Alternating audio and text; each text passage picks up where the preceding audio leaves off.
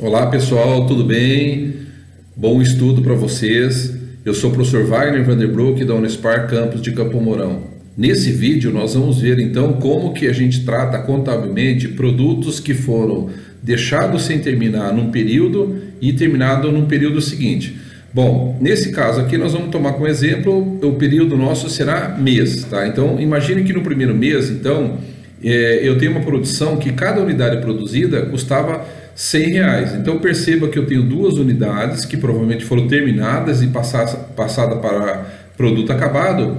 E ao final do período tem uma peça que eu não consegui terminar, mas eu inventariei ele como produto em processo.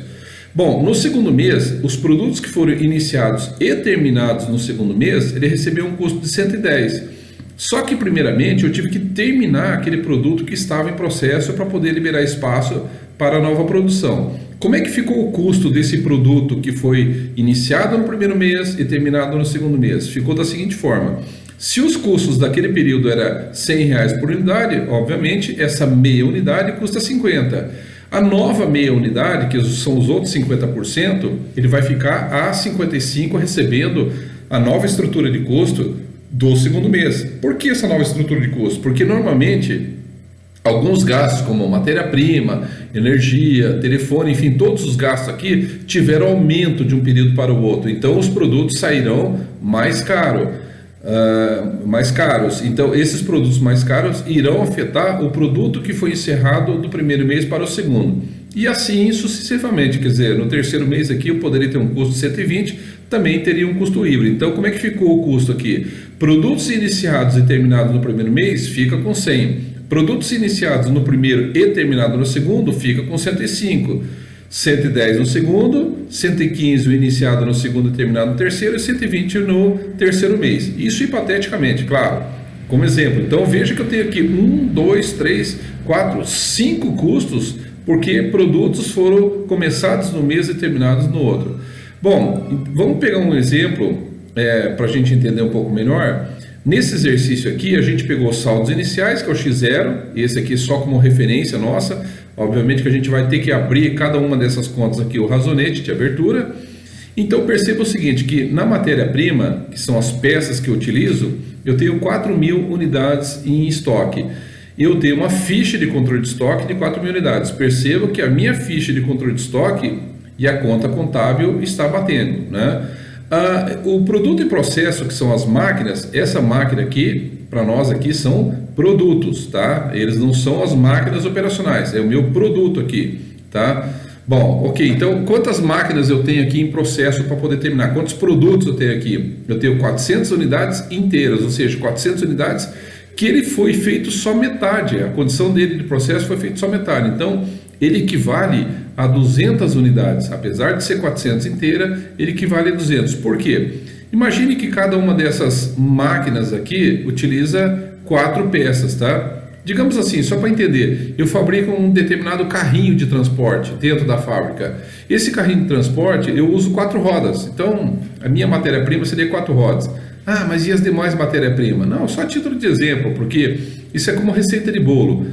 Para fazer um bolo eu tenho açúcar, farinha, né? Eu tenho óleo, leite. Então a minha composição cada máquina, que é o meu produto, utiliza 4 unidades de peças, 4 dessas peças aqui.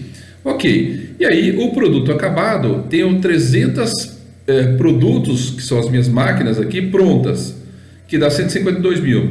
Por que esse produto em processo está mais caro do que o produto acabado? Porque veja só, na verdade, esse valor aqui equivalente são para 400 peças. Quer dizer, se eu pegar 113 mil reais e dividir por 400, provavelmente eu vou achar um custo intermediário aqui em torno de 280 e alguma coisa aqui, cada peça, não é? Bom, só que esse produto aqui, ele recebeu saldos de períodos anteriores, e o produto acabado foi iniciado e terminado num determinado período. Então, os valores nem sempre batem aqui, tá? Não tem problema com relação a isso. Então, voltando, qual é o custo de cada unidade inteira? 200 e poucos reais. Qual é o custo equivalente? 565. Pois bem, esses saldos aqui, a gente transfere ele para as contas contábeis aqui, ó. Então perceba que as contas que estão aqui com valores em itálico, 300 mil, 480, 113, 152, e o capital, 1.045.550, refere-se então ao nosso saldo de abertura, saldo inicial. Para a gente começar, qual é o exercício que a gente vai fazer? Esse aqui então. Pois bem, vamos lá. Então a primeira coisa que eu preciso fazer é encerrar essas contas que estão em produto processo, ou seja, transferir da conta de processo para acabado. Mas eu não posso simplesmente pegar os 113 mil e transferir para acabado, porque eu preciso terminar essas peças, né? Para eu terminar, eu vou ter que pôr mão de obra, vou ter que pôr matéria-prima, vou ter que pôr CIF, então todos os meus gastos terão que ser incorporados a esse valor.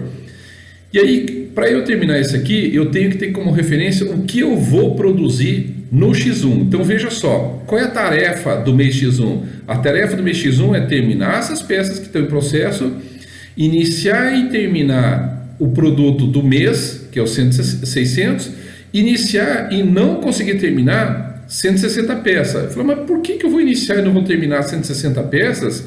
Então, eu já faço 80, faço completo, não preciso deixar produto, porque se eu conseguir fazer 80 peças e terminar, já deixo à disposição para poder vender. Sim, mas a lógica da fábrica não é exatamente essa, porque às vezes você vai fazer um lote de máquinas, por exemplo, e você está na fase de estamparia, você faz estampa para 500 peças. Na hora de colocar o motor, você coloca 500. Na hora de você colocar as peças finais, que são as peças eletrônicas, por exemplo, dessas 500 você coloca 400. Essas últimas 100 você não conseguiu fazer. Então você diz o seguinte, bom, então eu não tenho como fazer então as peças. Claro, se eu tiver um chamado planejamento de controle de produção muito efetivo, provavelmente eu vou ter poucas peças, tá? Então, provavelmente eu não teria 160, teria menos. Mas para efeito de exercício, enfim, eu não consegui terminar essas 160 peças. E como é que está a condição dessas 160 peças? Está na condição também de 50%, só para a gente ficar igual o primeiro período aqui. Então, na verdade, quais são os equivalentes de produção do período? Então, o meu equivalente seria terminar o que tem de X0, 400 peças vezes 50%, iniciar 600 peças e terminar, que eu dou um peso aqui de 100%, já que vai iniciar e terminar, e as vezes que eu vou iniciar e não vou terminar, são 80 peças. Então, na verdade, esse mês aqui eu vou fazer 880 peças. Então, a gente pode dizer o seguinte, 880 peças entre aspas, porque eu vou ter um esforço de produção de 880, porém, quantas peças que eu vou fazer realmente aqui? Então, a primeira coisa que eu preciso fazer, então, é encerrar o período anterior. Para isso, o que eu preciso fazer? Eu vou requisitar a matéria-prima. E como é que eu faço essa requisição de matéria-prima aqui? Eu vou requisitar referente a 200 unidades, porque as outras 200 já está incorporado no 113. Então, 200 vezes 4 peças. Por que 4 peças? Porque a nossa receita é 4 peças por produto, por máquina. Então, eu vou precisar de 800 peças para poder terminar, né? E aí, o valor dele é R$120, porque a minha ficha de controle de estoque indica que é R$120 cada uma. Então, eu vou requisitar R$96 mil. A mão de obra, como é que eu vou fazer com relação à mão de obra? A mão de obra eu preciso usar o equivalente de produção. Lembra aquele equivalente que nós fizemos aqui agora há pouco? Eu tenho que fazer da seguinte forma. Qual é o valor da folha de pagamento que eu tenho para o mês? R$116 mil. Qual é o custo que eu devo apropriar desses R$116 mil somente para terminar aquele produto que foi iniciado em X0 eu vou terminar agora? Eu não tenho como separar só o X0 sem observar o que eu vou produzir dentro do mês também. Eu tenho que juntar tudo para poder fazer a divisão. Então, esses 116, 160, eu coloco numa tabela e faço um rateio da seguinte forma. Eu pego 116, divido por 880 e multiplico por 200. Ou aplico um percentual que é a mesma coisa. Pego 200 dividido por 880, acho um percentual de 22,73 e aplico sobre 116, tá? Então, esse 26.400 aqui é a parcela da mão de obra que vai para o produto e processo, tá certo? Para o rateio do CIF, segue a mesma lógica. Perceba aqui que segue a mesma lógica. Assim, somando o saldo que eu já tinha, com mais 96, 26 e 400, mais 11, fecha o total das 400 peças. Então, aqui são 200 e aqui mais 200. No próximo vídeo, então, a gente vai entender como é que funciona a continuação disso, ok? Até o próximo vídeo, um abraço.